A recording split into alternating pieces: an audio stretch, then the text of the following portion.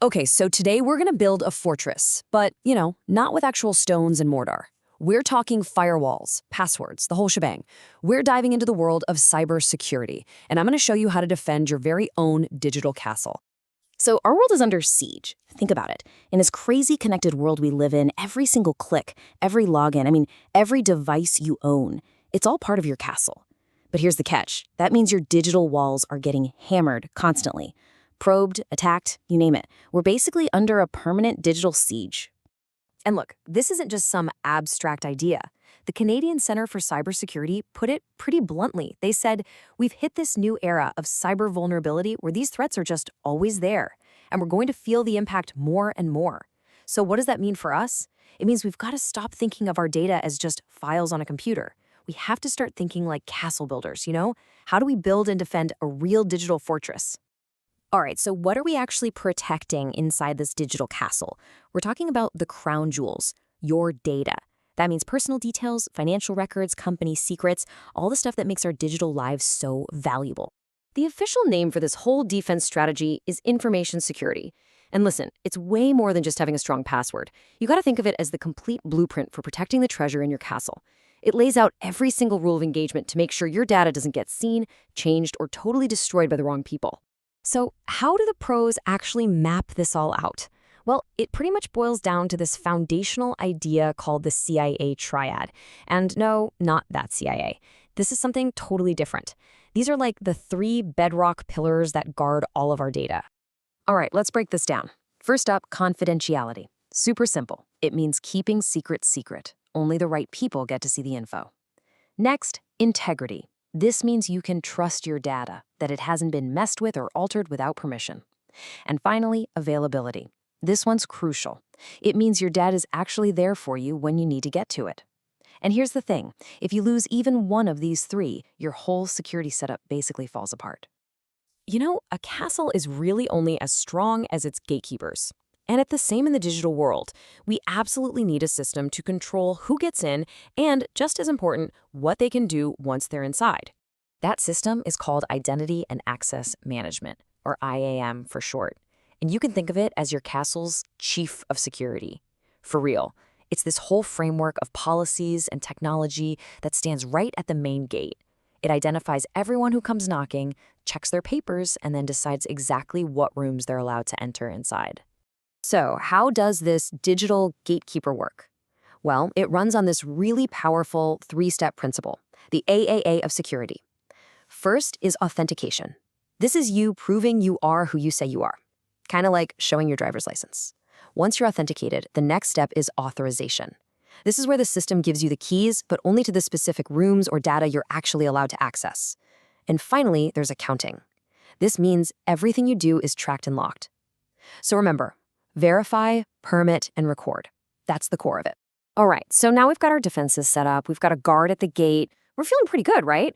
But who exactly is trying to break in? Because in cybersecurity, knowing your enemy isn't just a good idea, it's half the battle. Seriously. So attackers aren't all the same. They come in a few different flavors. You've got your white hats. These are actually the good guys. Companies hire them to try and break in, to find the weak spots before the bad guys do. Then you have the black hats. These are the criminals, the ones you hear about in the news, usually motivated by money or just causing chaos. And then you've got the big leagues, APTs, which stands for Advanced Persistent Threats. These are highly skilled, super well-funded groups, often backed by entire countries. And the ways they get in, man, they are dangerously creative. They'll use malware, that's malicious software like viruses or ransomware, to infect your systems. They'll use social engineering, which is basically the art of tricking people into giving up their passwords or other secrets. And they're always looking for an unlocked door. But one of the scariest tools they have is the zero-day attack. This is when they find a brand new vulnerability that nobody, not even the software developer, knows about yet. The developer has had literally 0 days to fix it, which makes it one of the most powerful weapons they have. Okay, I know hearing about all those threats can be a little intimidating, but don't worry, now we're going to pivot to the solution. So, how do we actually build our defenses? How do we fortify those castle walls so they can stand up to these attacks? And this right here, this brings us to the fundamental challenge in all of cybersecurity. It's this constant tug of war between security and convenience. And you've all felt this, right? The more secure you make something, like that insane 30-character password with symbols that you have to change every single month, the bigger of a pain it is to actually use. So that begs the million-dollar question. How do we balance that? How do we get really strong protection without making things impossible to use?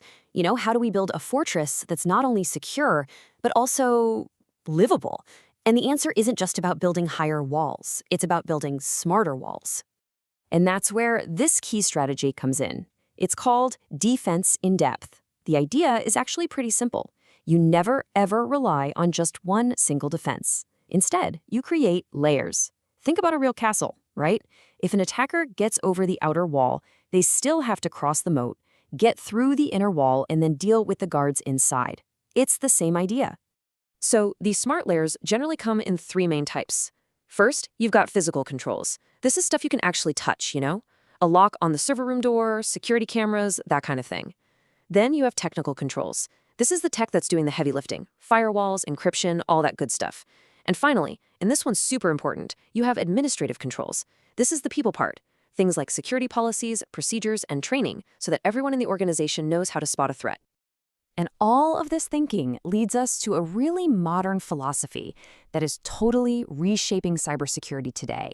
It's a simple, super powerful idea, a mantra that basically flips the old way of doing things right on its head. It's called zero trust. See, the old model was kind of like trust but verify. The assumption was if you made it inside the castle walls, you were probably safe. Well, zero trust throws that right out the window. It assumes danger could already be inside. It trusts no one by default. So every single time someone or something tries to access data, it gets checked and verified. Every single time. No exceptions. And this brings us to our last big idea, the path to maturity, which is really an ongoing siege. It is so important to get this. Building your defenses is not a one-and-done job. The attackers are always getting smarter, always changing their tactics. That means our defenses have to constantly evolve too. This is a journey, not a destination. So how do you track that journey? Well, security experts often use something called a maturity model. Think of it like a roadmap. It's a tool that helps a company or an organization take a good, hard look at where their security is right now, and then it lays out the actual steps they need to take to get stronger and better over time. So what does this journey actually look like? Well, let's walk through the phases. Phase 1 is initial. Here, things are pretty chaotic. Security is all reactive. You only fix things after you get hit. In Phase 2, developing, you start to get some basic tools, but everything's still kind of disconnected. Now, Phase 3, defined, is a huge turning point. This is where you start getting proactive with standardized processes. By Phase 4, managed, you're using a lot of automation. The system is smart enough to find and handle threats on its own. And then you reach the goal, Phase 5, optimized. Here, security is just part of the workflow. It's seamless, almost invisible to the user. That is what a truly modern, fortified digital castle looks like. And that just about wraps it up. We've gone all the way from the CIA triad to the idea of zero trust, and we've seen what it takes to build and defend a digital castle. But here's the most important takeaway. Security isn't just about tech. It's about people. It's about us. We all have a role to play in this massive collective defense. So I'll leave you with this question. What role will you play in securing your castle?